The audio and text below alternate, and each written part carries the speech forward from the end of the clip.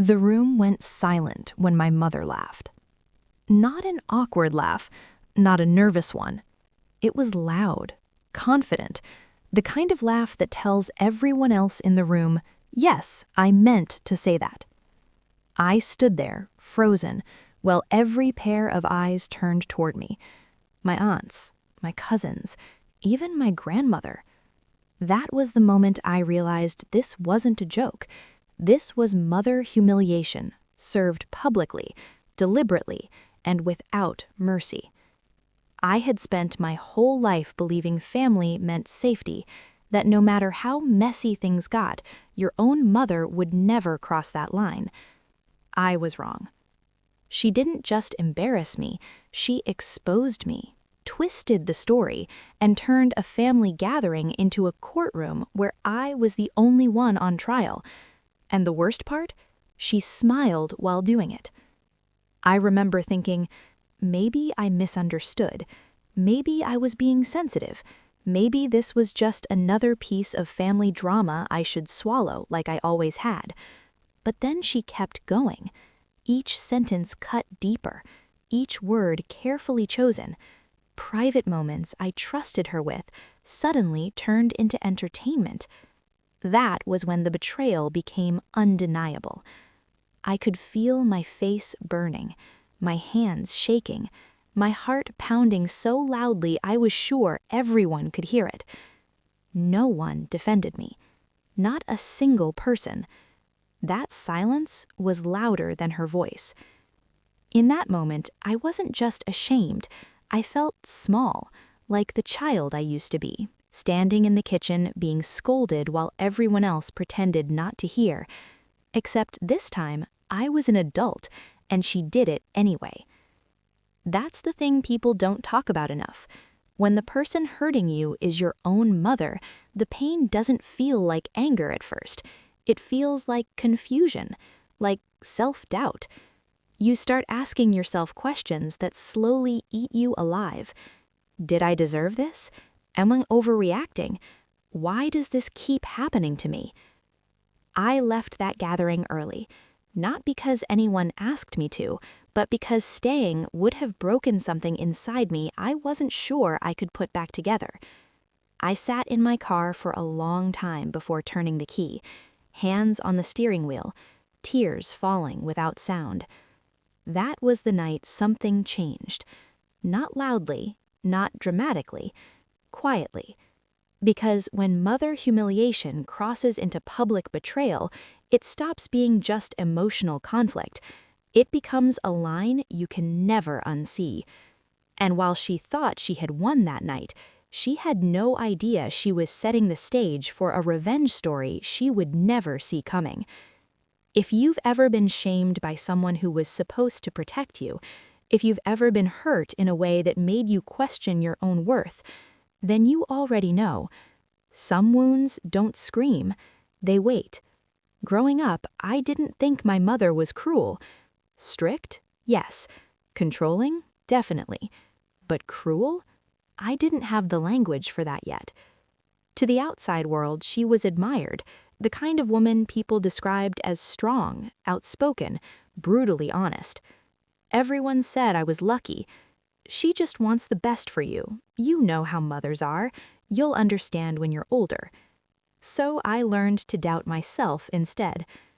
From a young age, I became the easy child, the one who apologized first, the one who stayed quiet to keep the peace. That's how family drama works when you're raised inside it. You don't recognize it as drama, you call it normal. My mother had a way of talking that sounded caring on the surface, but underneath there was always something sharp. Little comments about my choices, my appearance, my independence. Never enough to confront her about, always enough to make me second-guess myself. It created a constant emotional conflict I couldn't explain to anyone else. As I got older, the dynamic didn't change, it just became more subtle. She would ask questions that felt innocent, then repeat my answers to others, slightly altered. She would worry about me publicly in ways that painted me as unstable or irresponsible, and when I tried to push back, she'd laugh it off. "You're too sensitive. I was just joking. Why do you always take things the wrong way?" That's when the betrayal really started to take shape. Not as a single moment, but as a pattern. I trusted her with pieces of my life because she was my mother. I believed she was a safe place. But over time, I noticed something disturbing. The more vulnerable I was with her, the more ammunition she seemed to collect. And I didn't realize it yet, but she was saving it. I still showed up to family events, still smiled, still played the role of the grateful daughter. Because walking away from your own mother isn't something people encourage you to do, especially not in front of family. So I stayed. I convinced myself that enduring mother humiliation was just part of being a daughter, that swallowing discomfort was the price of belonging. But deep down, I felt it. That quiet dread before every gathering, that tightening in my chest when she cleared her throat to speak, that instinctive fear of becoming the topic of conversation. What I didn't know then was that the public shaming you heard about earlier, that wasn't spontaneous, it was rehearsed, and I was walking straight into it, still hoping she would finally choose me over control. That hope was the most dangerous thing I carried into that room. At first, it was easy to dismiss the signs. A strange comment here, an awkward pause there. Nothing dramatic enough to confront, nothing obvious enough to accuse. That's how betrayal works when it comes wrapped in familiarity. My mother started asking more questions than usual. Not the caring kind, the strategic kind. She wanted details. Who I was seeing, how much I was working, why I hadn't settled down yet. Her tone stayed calm, even warm, but her eyes watched closely, like she was filing everything away. I should have noticed it sooner. At family gatherings, she'd casually bring up things I had told her in private, but she'd never repeat them exactly as I said them. She would adjust the wording, add a little concern, remove all context. Suddenly, my choices sounded reckless, my independence sounded like instability, my boundaries sounded like attitude. And there it was again, mother humiliation, served softly disguised as worry. If I reacted, she'd tilt her head and smile. "I'm just being honest. I'm your mother. I have the right. Everyone here loves you." That phrase, "everyone here," felt deliberate. She wasn't talking to me anymore. She was talking about me. That's when the family drama shifted. People started looking at me differently, asking questions that felt loaded, offering advice I never asked for.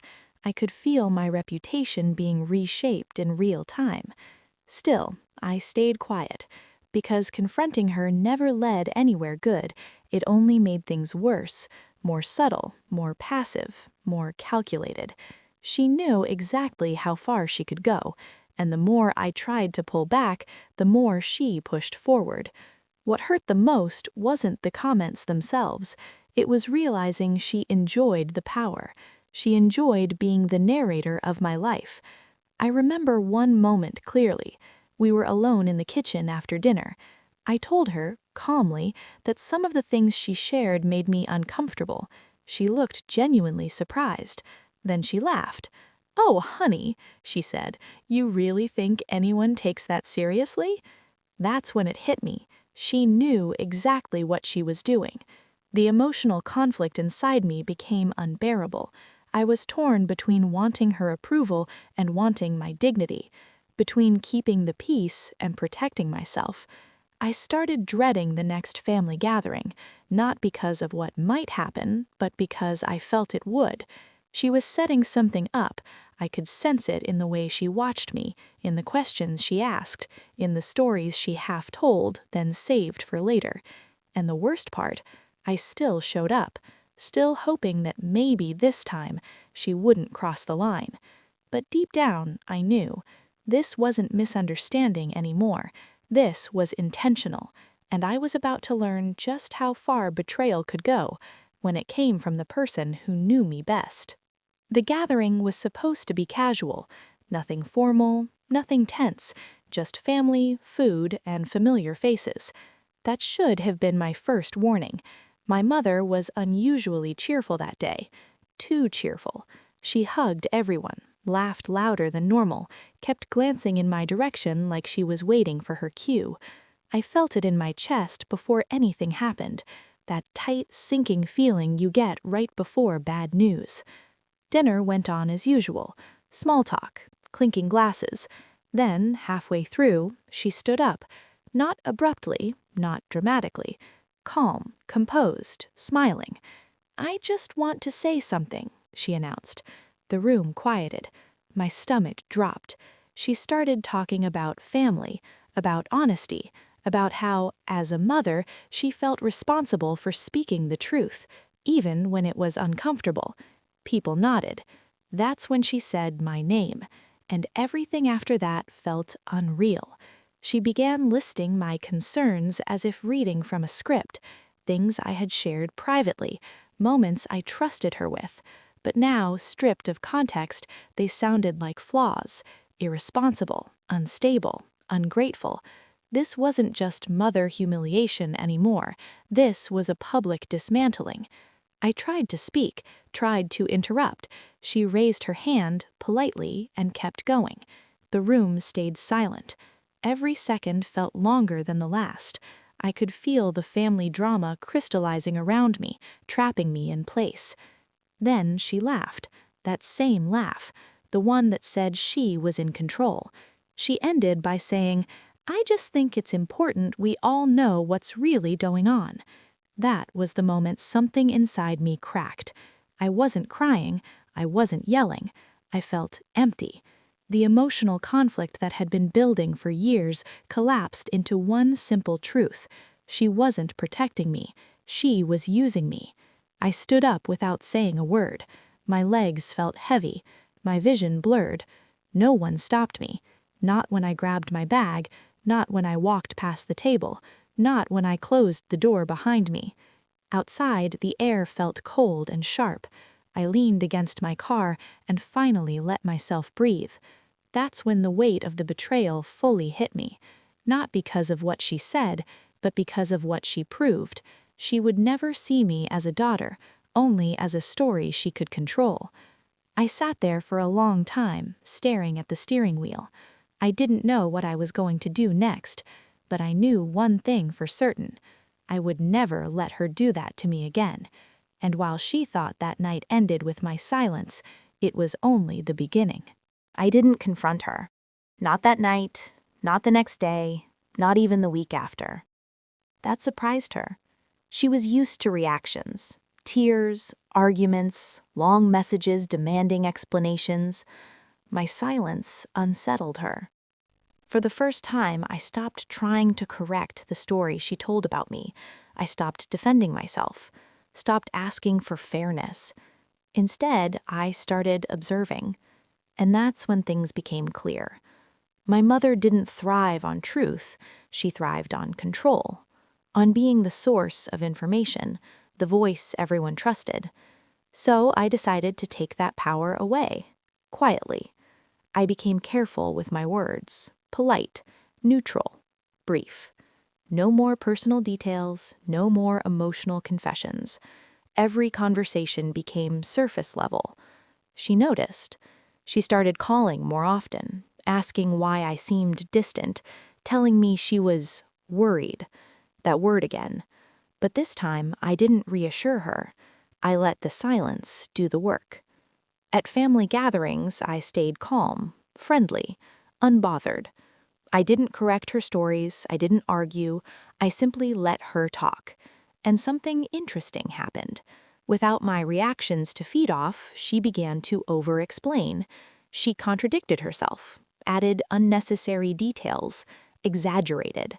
The same mother humiliation tactics she once used so carefully started slipping. People began to notice. A cousin pulled me aside one day. "She talks about you a lot," she said slowly, "more than seems necessary." I just nodded. I didn't plant ideas, I didn't whisper complaints, I let patterns speak for themselves. Meanwhile, I rebuilt my life quietly. New routines, new boundaries, new confidence. I stopped needing her approval. And that terrified her. She tried one last tactic, turning herself into the victim. She told relatives I was cold, ungrateful, distant. But now, without fresh material, the family drama sounded repetitive, predictable. People started asking her questions she wasn't prepared for. What exactly did she do? When did she say that? Are you sure? That's when the betrayal turned inward. She was trapped inside the narrative she created, and the more she tried to control it, the less believable it became. I didn't smile. I didn't celebrate. This wasn't about winning. It was about reclaiming myself. The emotional conflict that once consumed me began to fade, not because she changed, but because I did. She still thought I was being quiet out of weakness. She had no idea the silence was deliberate, and that karma doesn't rush. It waits. The fallout didn't happen all at once. It never does. It started with small cracks, a missed detail in one of her stories, a timeline that didn't add up, a reaction that felt exaggerated. People didn't confront her directly at first. They just listened more carefully and spoke less.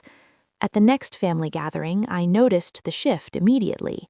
She talked, but fewer people leaned in. She laughed, but fewer people laughed with her.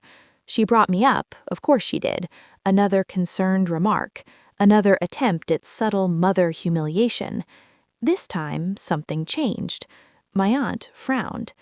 "That's not what she told me last month," she said casually. My mother froze for half a second, barely noticeable, but I saw it. She recovered quickly, brushed it off with a joke, but the rhythm was gone. The confidence cracked. From that moment on, the questions came. Not accusations, just clarifications. And for someone like her, that was the real consequence. The family drama she once orchestrated so carefully started turning against her, not because anyone defended me, but because her version of events kept shifting. She began calling me again, more often, longer calls. Her voice sounded different now, less sharp, more uncertain. "I feel like everyone's pulling away," she said once. "I don't know why." I didn't respond. Not cruelly, just neutrally. She wanted reassurance. I gave her honesty. "I think people are just paying attention," I said. Silence. That was the moment she understood. Her influence wasn't gone, but it was weakened, and without it, she didn't know who she was. She tried one last public moment, another gathering, another attempt to speak her truth. But this time, someone interrupted her. "Maybe we should let her speak for herself," my cousin said, gesturing toward me. The room went quiet. Every eye turned to me.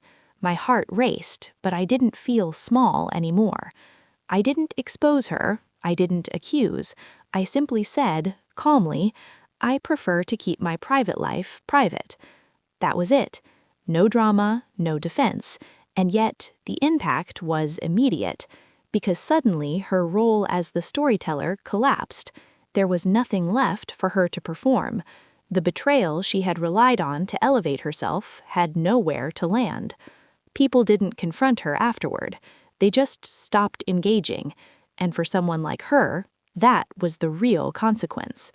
Karma didn't rush with fireworks. It arrived with distance, with fewer invitations, shorter conversations, less authority. And I watched it happen, not with satisfaction, but with clarity. This was never about revenge. It was about truth catching up. What surprised me most wasn't how she reacted. It was how I did. For the first time in my life, I wasn't constantly replaying conversations in my head. I wasn't rehearsing what I should have said. I wasn't bracing myself for the next wave of family drama. The noise inside me finally quieted. That's when I realized something important. The real damage of mother humiliation isn't the moment itself. It's the way it teaches you to doubt your own reality. For years, I thought strength meant endurance, that staying silent meant being mature, that loyalty meant accepting pain without question. I was wrong. Strength came when I stopped explaining myself to people who were committed to misunderstanding me. The emotional conflict I carried for so long didn't disappear overnight. Healing never works like that. But it changed shape. Instead of shame, I felt clarity. Instead of guilt, I felt boundaries forming. I didn't cut my mother out of my life completely. I didn't need to. I just stopped giving her access to the parts of me she couldn't handle responsibly. And that was enough. Some relatives slowly reconnected with me in quieter ways. Private messages, small check-ins. No apologies, no grand realizations, just subtle shifts. That's how truth usually moves, softly, over time. I stopped waiting for acknowledgement of the betrayal, stopped hoping she'd suddenly understand the damage she caused. Because closure doesn't always come from the other person. Sometimes it comes from choosing yourself without announcing it. I learned that revenge doesn't have to look like confrontation. It doesn't have to be loud or cruel to be effective. Sometimes the most powerful revenge story is simply refusing to play the role someone assigned you. I built a life that didn't revolve around managing her emotions. I learned to trust my instincts again, to believe my own memories. And most importantly, I stopped confusing familiarity with safety. Family isn't defined by who raised you. It's defined by who respects you. That realization didn't make me bitter. It made me free. I no longer felt the need to prove my worth in rooms that were designed to diminish it. And when I look back now at that moment of public shaming, I don't feel anger. I feel gratitude, because it forced me to see the truth I had been avoiding. And once you see it, you can never unsee it. For a long time, I thought telling this story meant reopening old wounds. But now I understand something different. Some stories aren't meant to relive pain. They're meant to remind us how far we've come. If you're listening to this and feeling that familiar tightness in your chest, that quiet recognition, you're not imagining it. Public shame hurts more when it comes from someone who was supposed to protect you. Mother humiliation cuts deep because it attacks not just your reputation, but your sense of belonging. And when it happens inside family drama, the damage often stays hidden. People see smiles, they don't see the emotional conflict that follows you home. If you've ever been betrayed in a room full of people who chose silence, if you've ever felt like your story was rewritten without your consent, you're not weak for being affected by it. You're human. Not every revenge story ends with confrontation. Not every form of justice is loud. Sometimes the most meaningful victory is choosing peace over performance, stepping back, reclaiming your voice, letting truth speak through consistency instead of arguments. And sometimes karma doesn't arrive as punishment. It arrives as clarity, as distance, as freedom. So I'll leave you with this question, not because there's a right answer, but because it's worth thinking about. What would you do if the person who hurt you most was someone you were taught never to question? Take your time with that, because the moment you stop protecting people who harm you is often the moment your life truly begins.